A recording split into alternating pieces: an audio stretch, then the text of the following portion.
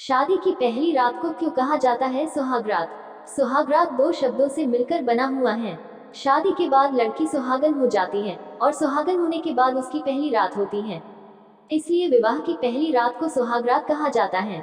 ये रात लड़की और लड़के की शादी के बाद की पहली रात होती है।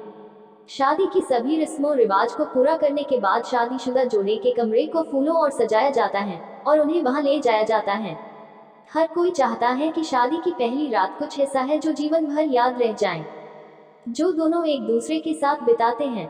इस रात वह एक दूसरे से ढेर सारी बातें करते हैं और एक दूसरे को जानने की कोशिश करते हैं। कोई दो अजनबी लोग शादी के बाद जब एक दूसरे के साथ जो पहली रात बिताते हैं वो रात सुहागरात कहलाती है।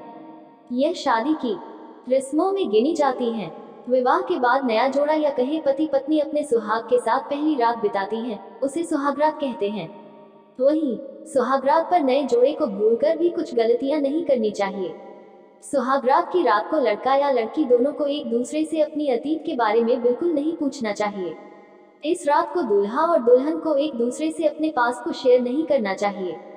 इसके अलावा सुहागरात पर दोनों को अपनी फैमिली के बारे में एक दूसरे से बात नहीं करनी चाहिए। इससे अगर आप अपने परिवार के बारे में एक दूसरे से बुराई करते हैं तो आपके पार्टनर के मन में आपके लिए गलत विचारधारा बन सकती है। वहीं इस रात अपने पार्टनर के साथ शारीरिक संबंध बनाने में जल्दबाजी नहीं करनी चाहिए, क्योंकि इससे आपके पार्टनर पर आपका इंप्रेशन खराब पड़ सकता है, जिसकी वजह से वह आपसे गुस्सा या नाराज हो सकता है। शादी की पहली रात दोनों को किसी के बारे में बुराई नहीं करनी चाहिए और एक दूसरे की गलतियां बिल्कुल भी नहीं बतानी चाहिए। ऐसा करने से आपका पार्टनर आपसे उदास हो सकता है, जिससे पहली रात ही रिश्ते में खटास पड़ सकती है। इस दिन बस दोनों एक दूसरे से प्यारी और मीठी बातें करें, एक दूसरे की बातें ध्यान से सुने, जिससे आप दोनों के एक दूसरे के साथ